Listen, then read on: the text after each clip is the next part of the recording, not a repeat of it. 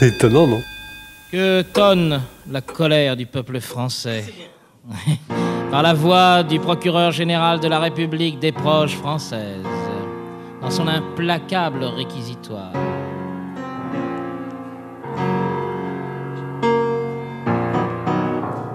Tiens donc. Je signale à Monsieur Thomé qu'à Hennebon, il y a un château-hôtel vachement bien. Très Oui, bon. bon, pas de publicité. Ah bah je sais plus le nom, mais c'est vraiment bien. Il n'y en a qu'un. Tu veux pas te tromper, il n'y en a qu'un. Monsieur le Président, chère maîtresse, Monsieur le représentant des anciens gorilles outre-méditerranéens, Mesdames et Messieurs les jurés, public chéri, mon amour.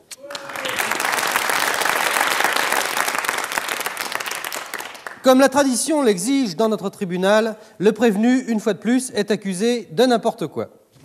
Car pour nous, Mesdames et Messieurs les jurés, cher public, fidèle, qui vient dès l'aube s'agglutiner aux portes de Radio France pour ne pas rater une seule audience du tribunal des flagrants délires, c'est à croire que vous bossez jamais, les mecs, c'est pas possible. Incroyable. Ils sont toujours là. S'il vous plaît, n'insultez pas le public. Pour nous, Mesdames et Messieurs, bande d'enfants, hein, l'important n'est pas tant l'ampleur de la faute de l'accusé, l'important est de trouver une matinée de libre dans l'emploi du temps du bourreau. Or, le bourreau est débordé en France par les temps qui courent. Qu'est-ce qu'il y a écrit après? Ah oui. Encore heureux que les sentences de mort épargnent les femmes. Ce en quoi, soit dit entre parenthèses, on atteint ici le comble paroxysmique de la misogynie phallocratique et le glorieux sommet de l'imbécilité machiste. En effet, de même que les mâles se sont arrogés c'est idiot. De même que les mâles se sont arrogés l'exclusivité de jouer à la guerre au foot au Tour de France ou au 4-21, les voici maintenant qui revendiquent avec véhémence le droit exclusif à la peine de mort, la place de la femme n'étant pas à la guillotine, mais à la cuisine. Fermons la parenthèse et revenons à nos moutons, à nos gorilles plutôt. De quoi De quoi accuse-t-on-nous Roger Hanin? D'infraction aux règles élémentaires de l'hygiène parce que ça fait un demi-siècle qu'il a les pieds noirs, et de complicité de vandalisme puisqu'il est apparenté de très près à l'arracheur de roses de Château-Chinon. Oui, Monsieur le Président, je sais que la Cour n'a pas retenu ce deuxième chef d'accusation que j'avais éructé en mon âme et conscience lors de l'instruction. Je signale à la Cour que lorsque j'ai suggéré d'accuser Roger Hanin de complicité dans cette affaire de vandalisme anti-rosier, le président Villers, que je soupçonne entre nous d'être un activiste pro-giscardien frénétique, le président Villers a dit « Fais pas le con, si jamais Mitterrand est élu, tu nous fous dans la merde. » Hypocrite. Or, je me souviendrai de cela, monsieur le procureur. Très bien. Alors, le tout, c'est de ne pas faire le con trop tôt, quoi. Ça m'étonnerait que vous soyez dans ce cas-là commissaire du gouvernement, je vais vous dire. c'est pas évident. Or, d'ailleurs, il est sur la liste des premiers sans fusiller. Or, j'y reviens parce que c'est très grave. Prenez-y garde si vous m'écoutez, monsieur Mitterrand. Si vous continuez à arracher 3000 rosiers tous les dimanches pour votre folklore socialiste, alors même que Brice Lalonde et son amicale des chlorophylliens déchaînés passent leur week-end à replanter du varech jusque sous l'autoroute, faudra pas trop compter sur les voix des écologistes au deuxième tour, andouille. Je vous le dis parce que je vous aime, François.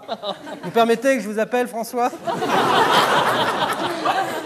Certains l'appellent François, d'autres l'appellent à tarte.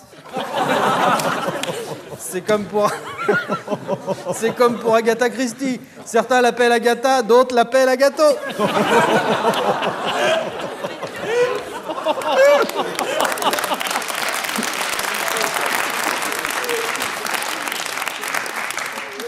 À ce stade de mon réquisitoire, Monsieur le Président...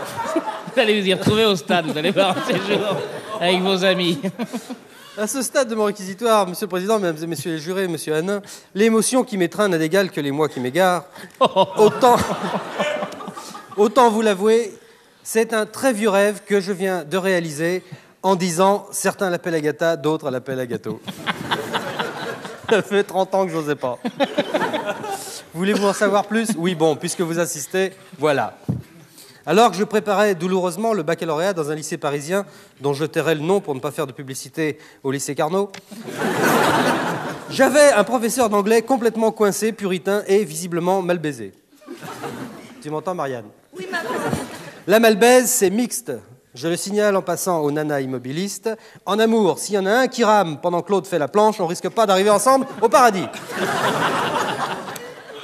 Donc, Ce professeur d'anglais était infiniment timoré, timide, chafouin et boursouflé de complexes multiples, quoique sympathique. Il avait en outre une sainte horreur des calembours. Moi aussi, mais je me domine. Or j'avais à l'époque un camarade de classe qui m'était très proche, puisque nous avons préparé tous nos examens ensemble, dans ma chambre, avec des copines qui nous faisaient réciter. Enfin, elles nous tenaient le crachoir, si vous voyez ce que je veux dire, si je puis me permettre. Et ce garçon et moi avions la manie des paris stupides. Alors c'était du genre, t'es pas chiche de plotter la mère du concierge, t'es pas chiche de chanter l'international à la messe de 10h, t'es pas chiche d'arracher la moumoute du prof de chant, t'es pas chiche de répondre en petit nègre au prof de lettres. Ça a été jusque-là, et là c'était de très mauvais goût. Ça, il l'a fait, mon copain. Le professeur de lettres en question était un jeune agrégé noir guadeloupéen. Oui, déjà, c'est quand même... Je me rappelle encore, toute honte bue, la brillante prestation de mon ami devant ce professeur guadeloupéen. Ça lui avait valu un blâme et à moi 10 balles, puisqu'il avait gagné le pari. Et ça avait donné ça, je vous assure que c'est vrai, hélas. Vous, là, c'est ce prof. Vous, là, vous pouvez nous rappeler en quelles circonstances les fleurs du mal ont eu des démêlés avec la censure et la justice? Oui, mon ami, ça, il y en a, Monsieur Baudelaire, lui écrire beaucoup saloperies, le gouvernement n'est pas content. Ce jour-là, j'étais secoué de rire et de honte en même temps, tant il est vrai, et c'est horrible, que plus c'est dégueulasse, plus c'est rigolo. Et que, Dezio, c'est pas parce qu'on est jeune qu'on n'est pas des cons. Ça, les mecs, faut vous le dire. Hein. Je connais même des jeunes chômeurs cons, voilà, c'est incroyable.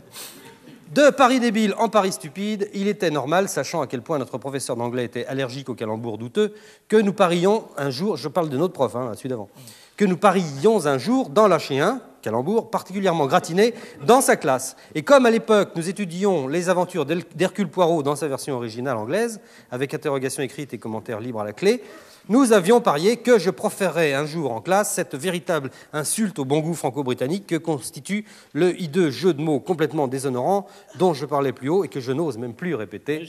Merci, oh non, non. Merci, allez. Oh non. Ouais. En tout cas, Vous toujours... l'avez fait, je me souviens, vous l'avez fait dimanche d'ailleurs. Dimanche de pelle à gâteau, c'était très bien. La veille du cours de littérature anglaise, je dormis mal, encauchemardé à la seule idée que j'allais, pour moins de 30 deniers, trahir l'estime de ce professeur d'anglais qui m'aimait bien, c'est vrai, tout en m'avilissant à ses yeux et aux miens propres. Et le lendemain, je me suis dégonflé. Je me suis dégonflé alors qu'aujourd'hui, ce que je n'ai pas osé dire devant un jeune pédagogue, je ne crains point de le crier haut et fort devant plusieurs centaines de milliers d'auditeurs, dont au moins 5000 professeurs d'anglais respectables et atterrés. Certains l'appellent Agatha, d'autres l'appellent Agato. Merci Radio France, merci France Inter, merci à toi Claude Villers, merci Monique Desbarbas, merci aux techniciens du Studio 106 et à tous les techniciens de France qui se relaient dans toute la France afin que malgré le prix exorbitant de l'énergie actuellement, ma voix, des milliers et des milliers de fois répercutée jusqu'au fond de nos plus lointaines provinces, ma voix puisse lancer au monde ce message incroyablement démoralisant par son peu d'intérêt et sa nullité crétinisante. Certains l'appellent Agatha, d'autres l'appellent Agato.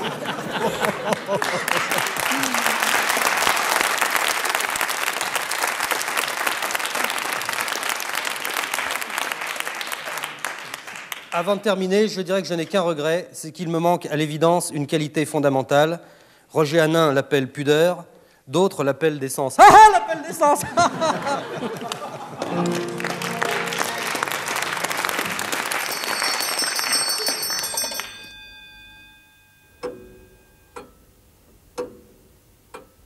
C'est étonnant, non ?